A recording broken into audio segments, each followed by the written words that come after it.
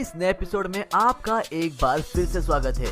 दोस्तों आज के इस वीडियो में हम आपको बहुत ही लाजवाब और स्वादिष्ट बेरीज कल्टीवेशन और हार्वेस्टिंग के बारे में बताएंगे और साथ ही साथ आपको अखरोट की कल्टीवेशन और हार्वेस्टिंग के बारे में भी बताएंगे।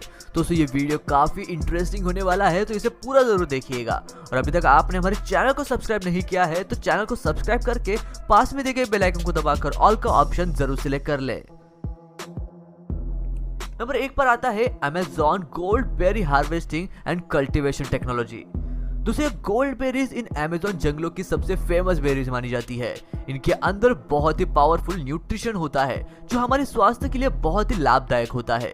दूसरी बेरीज खाने में बहुत ही स्वादिष्ट भी होती है और यही नहीं, इनसे कई प्रकार के मीठे मीठे पकवान भी बनाए जाते हैं और इनको खाने के साथ भी लिया जाता है।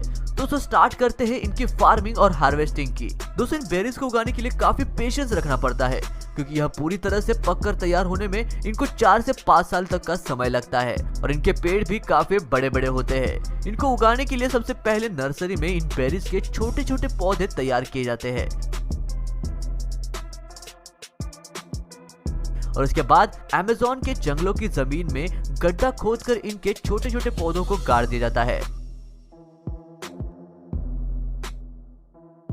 और फिर इनको समय समय पर पानी दिया जाता है और इसकी देखभाल की जाती है। साथ ही साथ इनके आसपास अनवांटेड घास को इस ग्रास कटिंग रोलर की मदद से अलग किया जाता है।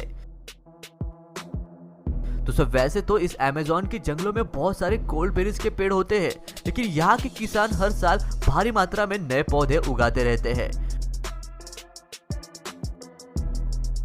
जब यह पेड़ बड़े होने लगते हैं तो इनमें लंबी लंबी फलियां आती है और इन फलियों में फिर गोल्ड बेरीज उगने लगती है।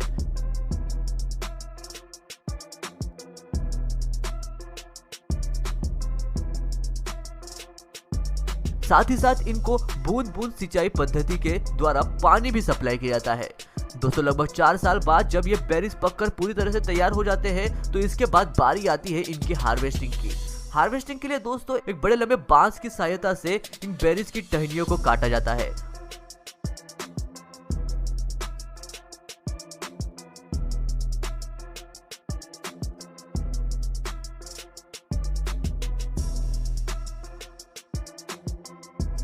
और फिर टहनियों को इस मशीन में डालकर बेरीज को अलग कर लिया जाता है।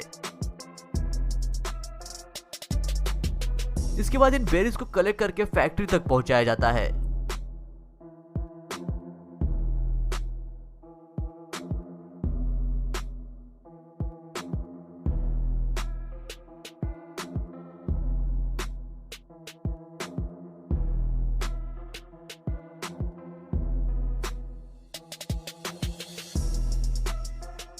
इसके बाद बारी आती है इनकी प्रोसेसिंग की। प्रोसेसिंग के लिए सबसे पहला काम इन बेरीज की इन मशीनों की सहायता से अच्छी तरह से सफाई करके इनके डंठल को इन बेरीज से अलग करना होता है। फिर इन बेरीज की इन मशीनों की सहायता से अच्छी तरह से धुलाई की जाती है।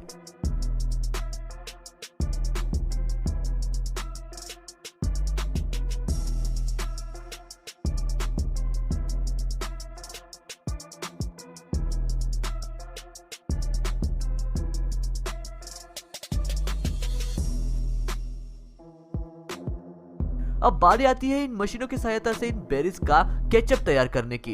दोस्तों केचप बनाने के लिए 2 टाइप के मेथड होते हैं, एक तो ज्यादा लिक्विड फॉर्म और दूसरा गाढ़ा केचप फॉर्म।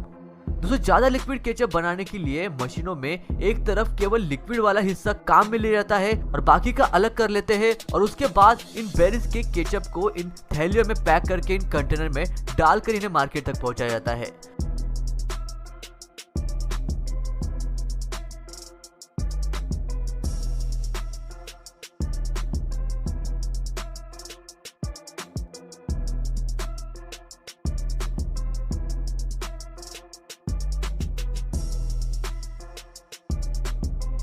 तो सब बारी आती है इन बेरीज का गाढ़ा जूस बनाने की।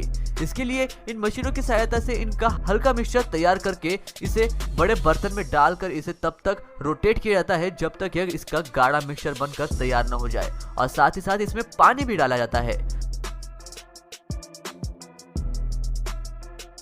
जब इसका बहुत ही गाढ़ा मिक्सचर तैयार हो जाता है तो इस मिक्सचर को इस बॉक्सेस में डालकर पैक कर दिया जाता है।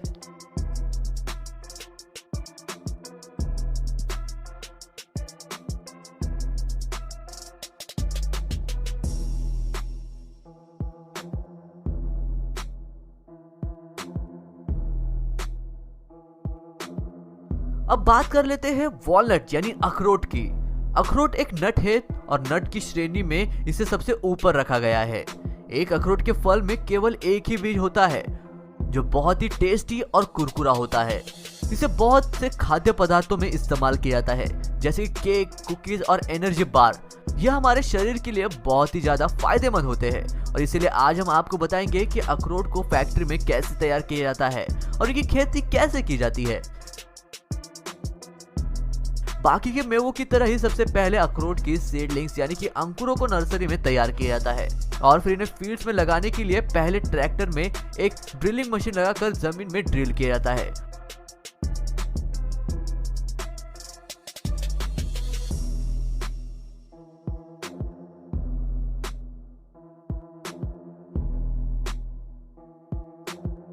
और इनके बीच में 1 मीटर का अंतर रखा जाता है।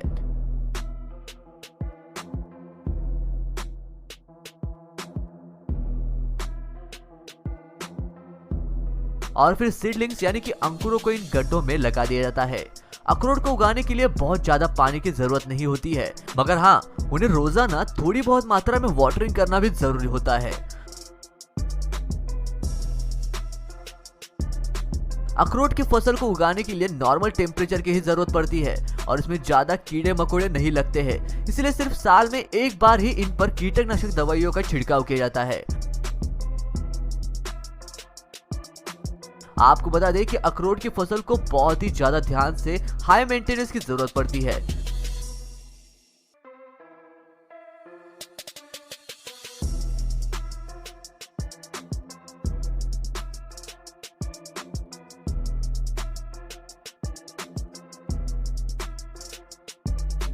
पेड़ लगाने के 2 साल बाद ही इन पर फल लगना शुरू हो जाते हैं।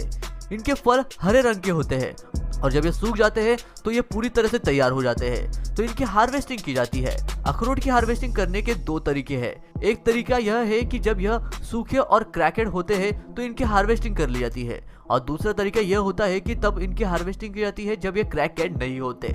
और आज की वीडियो में हम आपको इसी मेथड के बारे में बताएंगे। इन्हें तोड़ने के लिए एडवांस मशीनरी का इस्तेमाल किया जाता है और फिर इन्हें एक बड़े से फनल में डालकर इसमें लगी कन्वेयर बेल्ट के जरिए ट्रक में लोड कर लिया जाता है।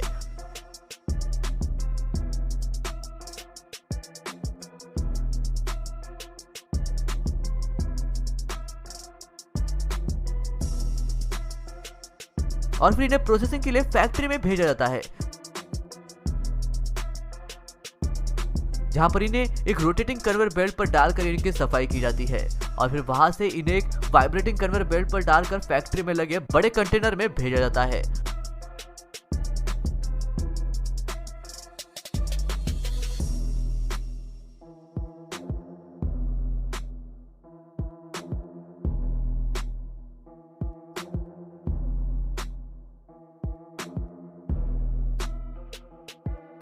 और फिर मार्केट की डिमांड के हिसाब से इन्हें वहां से निकाला जाता है।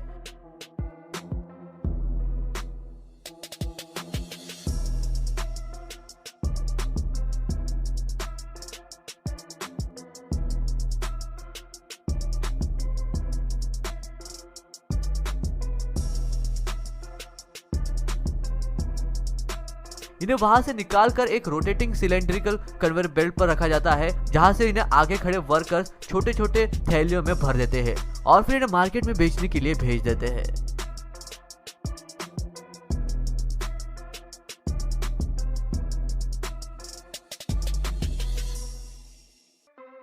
दोस्तों आज के वीडियो में बस इतना ही।